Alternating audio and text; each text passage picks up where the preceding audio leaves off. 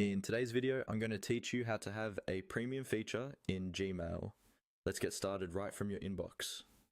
First, open your web browser and sign into your Gmail account like you normally would.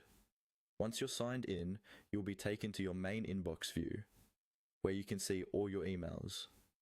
This is where you'll find the option to upgrade to premium features. Now look towards the top right-hand corner of your screen. Up there, you'll usually see icons and options such as settings, help, and your account profile picture. Near that area, you should see an option or a button that says upgrade.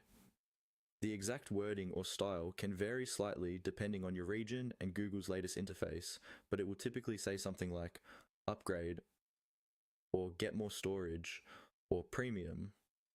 Go ahead and click on that upgrade option in the upper right area. When you click, Gmail will redirect you to a page that explains what premium or paid features are available to you. This may include things like additional storage space for your emails and files, access to more advanced Google Workspace tools, enhanced support, or other productivity features. Take a moment to read through the details on this page. It's important to understand what you're getting before you commit. Look at the different plans, the monthly or yearly prices, and the list of included features.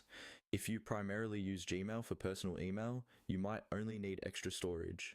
If you use it for business, a more feature-rich plan may be worth it for collaboration and management tools. Once you've decided which plan fits your needs, select that plan on the page.